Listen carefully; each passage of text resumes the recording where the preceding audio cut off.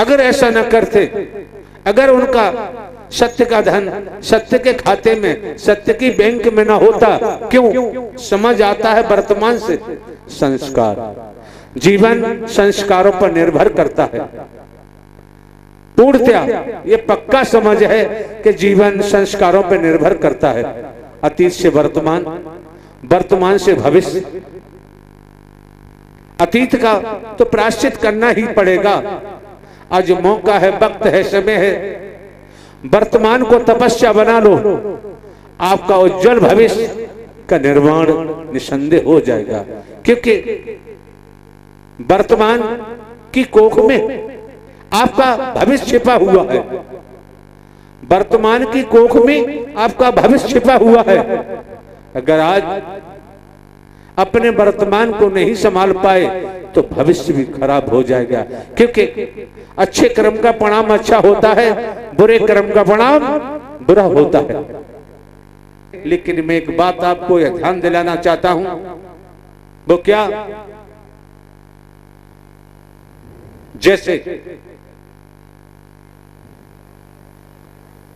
आपके कमरे में, आपकी अलमारी में जो कुछ आपने भरा हुआ है, जब खोलोगे तो वही निकलेगा जो आपने भरा हुआ है। ये शरीर रूपी कमरा है, ये शरीर रूपी अलमारी है। बहुत समझना है। कभी कभी परेशान हो जाते हैं। अगर आपके अंतःकरण में लोभ बसा हुआ है, लोभ बसा हुआ है, आप जहां भी जाएंगे, जहां भी बैठेंगे तो लोभ ही लोभ दिखाई देगा और कुछ दिखाई, बहुत समझना यहां। अगर आपके अंतःकरण में मोह छिपा हुआ है तो मोह के अलावा और कुछ आपको दिखाई नहीं देगा। इसी प्रकार अगर आपके अंतःकरण में रोम रोम में अहम छिपा हुआ है तो अहम ही अहम बरसेगा, आपके पास दूसरा कुछ बरस नहीं सकता। अगर वर्णवाद का विष छिपा हुआ आपके अंतःकरण में तो जो भी आप निकालेंगे, जो भी करेंगे, वर्णवाद के तहत ही करेंगे, दूसरा कर ही नहीं सकते। मैं मेरी अपना पराया बसा हुआ है रोम रोम में, अंतःकरण में, तो मैं मेरी अपने पराये के तहत ही आप करोगे, इससे परे कर ही नहीं सकते।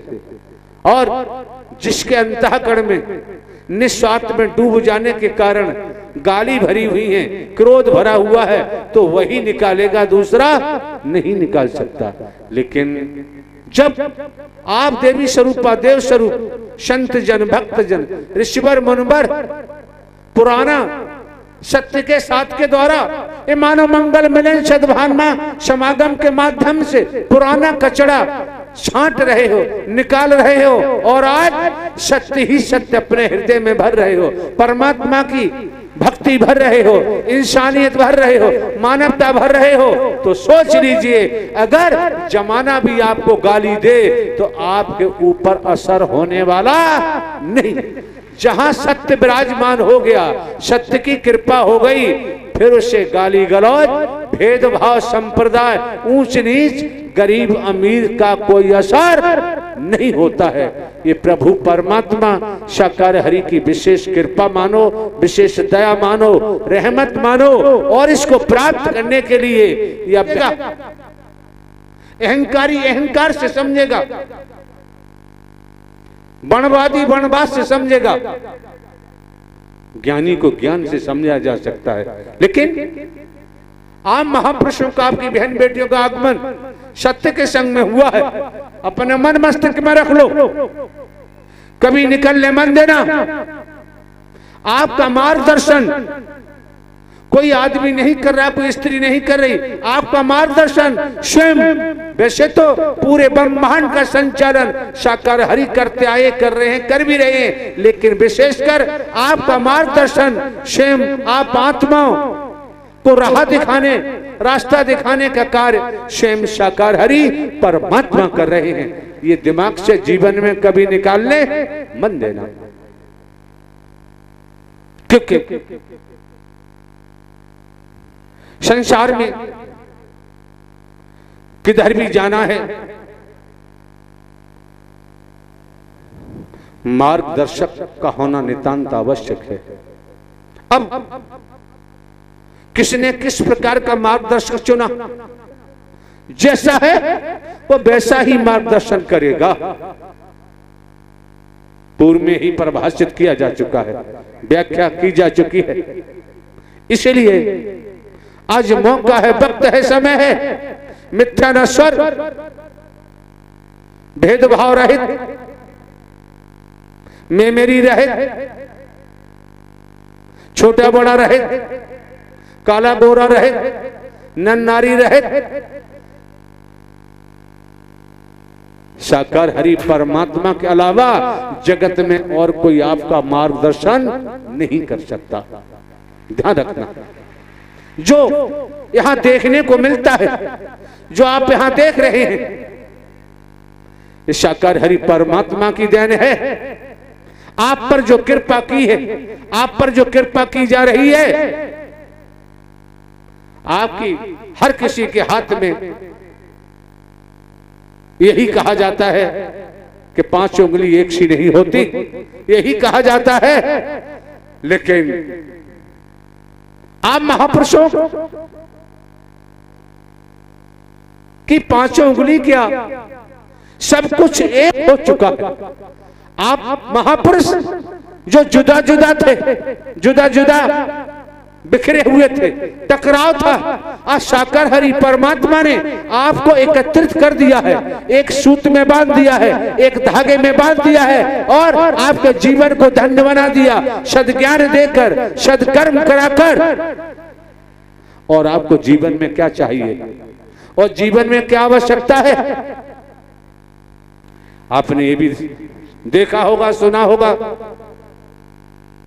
लोहे का अंकुश होता है जरा सा, जो मदमस्त हाथी को भी कब्जे में कर लेता है। ये सुना होगा भली भांति। इसी प्रकार साकार हरि परमात्मा का वचन कितना सूक्ष्म है, लेकिन कितना विशाल है, आकलन नहीं किया जा सकता। साकार हरि परमात्मा का वचन और सेवा और ये सत्य का अभ्यास, अगर आप इन तीनों शब्दों को पकड़ा और चलते रहे, तो जब जरा सा अंकुश मदमस्त हाथी को कब्जे में कर लेता है, अगर आपने तीनों शब्द को पकड़कर और कर्म में ढाल लिया, व्यवहारिक रूप देना शुरू कर दिया, निसंदेह आपका जीवन निहाल हो जाएगा। आप बाग बाग हो जाएंगे, आपका जीवन खिले हुए फूल की तरह हो जाएगा और चलते ही रहे तो इस संसार में भी यश पाओगे और जीते जी एहसास करोगे, महसूस करोगे, देखोगे कि अब मेरा भव से बेड़ा पार हो गया, क्योंकि आप न नर है न नारी है। एक हाथ में सत्य की मसाल है, दोनों हाथ में सत्य की मसाल ले लो, खुद भी प्रकाशमान बनो और जिसको जरूरत है वो भी अंधकार से प्रकाश में आ जाएगा। ये सबसे बड़ा पुण्य है, इससे बड़ा कोई पुण्य जगत में न था, न है, न ही होगा। हाँ, महापुरुषों को भी प्रतीक्षा नहीं करनी पड़ती है।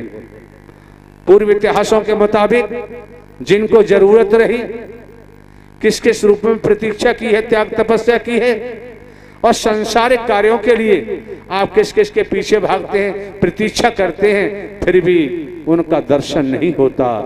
आज के वर्तमान काल में तनिक आप अंतःकरण शुद्ध करते हुए और साकार हरि परमात्मा का सत्य का साथ करें, वचन मान के सत्कर्म करें, तो तुरंत देवी स्वरूपा का दर्शन होता है, देव स्वरूप का दर्शन होता है, संतों का दर्शन होता है, ऋषिवर मुनिवर का दर्शन होता है। और 100 डिग्री पर जब जल गर्म होता है तभी जल में उबाल आता है। इस रूप में अगर आपकी भक्ति गर्म है तो साकार हरि परमात्मा को अपना दिव्य स्वरूप का दर्शन देने में देर नहीं करते।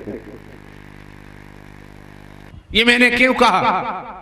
शासन प्रशासन के कागजों में, रजिस्टरों में फाइलें खुली हैं और मुझे इसी क्रिया के लिए धौलपुर, मुरैना, ग्वालियर, भिंड, अंबा और ये बहा, औरैया, ये पूरा क्षेत्र 2-2, 3-3 बार इस क्षेत्र के महापुरुषों ने बुलाया और हम भी हरकारा चौकीदार बनकर पहुंचे और वहां इन समस्त क्षेत्र में, पूरे इलाके में मानवता भाईचारे का संचार हुआ, परमात्मा साकार हरि की भक्ति का संचार हुआ और मानव मानव को गले लगा रहे हैं, मानव मानव से प्रेम कर रहे हैं।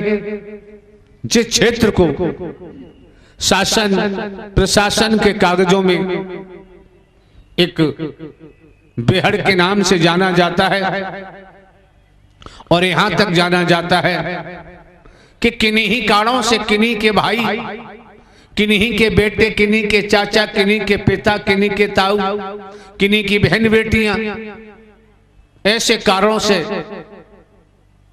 निकल पड़े, भटक गए, जिन्हें इस बेहड़ में आना पड़ा और इस बेहड़ में पड़े रहे।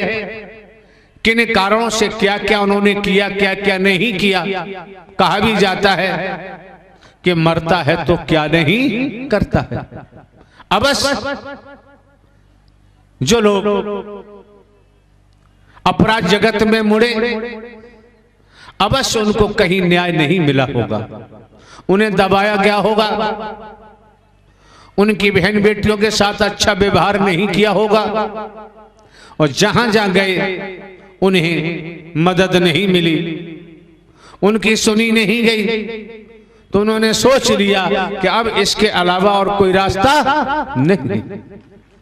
लेकिन आज का दौर है, आज की जो स्थिति है, समस्त जनमानस, ग्रामीण अंचलों, कस्बों, शहरों, महानगरों, जहां भी आप प्रवास करते हैं, खेती बाड़ी, नौकरी, व्यापार करते हुए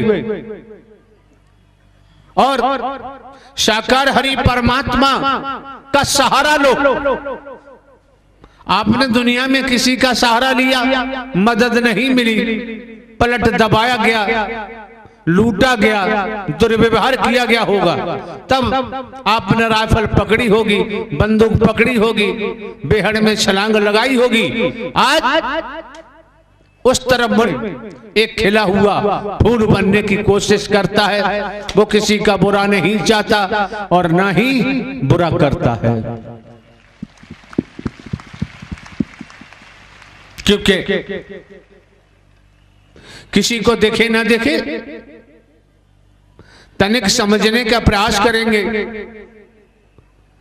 आपकी बहन बेटियां आती हैं, आपके बच्चे आते हैं, छात्र छात्राएं हैं, किसान, नौकरी करने वाले जन, व्यापारी, जो भी हैं, जिन्होंने सत्य का साथ किया और एक एक शब्द को मन लगाकर सुना, ठीक से सुना, कर्म में ढाला, आज वो जीवन में उनको अभूतपूर्व परिवर्तन हो रहा है और संसार के तौर पर भी धन धान्य से भी परिपूर्ण है, परिवार में सुख है, चैन है, शांति है। और जो पुराने व्यसन लगे हुए थे, चाहे वो तामसी पेय हो, तामसी खाद्यान्न हो, जो भी बेकार हो, मैं मेरी, अपना पराया, भेदभाव का विष, अहंकार का पहाड़, ये सब कुछ सत्य के साथ में आने से धराशायी हो चुके हैं और एक इंसान ने जन्म ले लिया है, एक मानव ने जन्म ले लिया है। जहां इंसान ने जन्म ले लिया, जहां मानव ने जन्म ले लिया, तो आपको यह भी जानकारी है, मुझे महापुरुषों ने जानकारी दी है कि जो व्यसनों में डूबे हुए थे और अब गुणों में अब गुण धारण किए हुए थे, परिवार बर्बाद हो चुके थे, परिवार उजड़ चुके थे। जब से उन परिवारों ने सत्य का साथ किया है, मन वचन कर्म से आज उजड़े हुए परिवार आबाद हो चुके हैं, उनके बच्चे भी स्कूल जाने लगे हैं। दोनों समय भोजन भी भली भांति ग्रहण करने लगे हैं, अंग पर वस्त्र भी धारण कर रहे हैं और सर छुपाने को झोपड़ी भी प्राप्त हो चुकी है। क्योंकि अगर नियत सावधान है तो मंजिल आसान हो जाती है, और नियत सावधान नहीं, कितने धनवान हो, कितने पदवान हो, जब गिरोगे ऐसे गिरोगे दोबारा उठना संभव नहीं होगा। ध्यान रखो, मुझे मंदिर भी जाने का मौका मिलता है, मंदिरों में भी मैं जाता हूँ, गुरुद्वारे में भी जाता हूँ, गिरजाघर में भी जाता हूँ, मस्जिद में भी जाता हूँ। जहाँ जो पुकारता है मैं वहीं पहुंच जाता हूँ, और नहीं पुकारता है तो मेरे जाने का मतलब ही नहीं। खेत में पुकारने वाला खेत में पुकार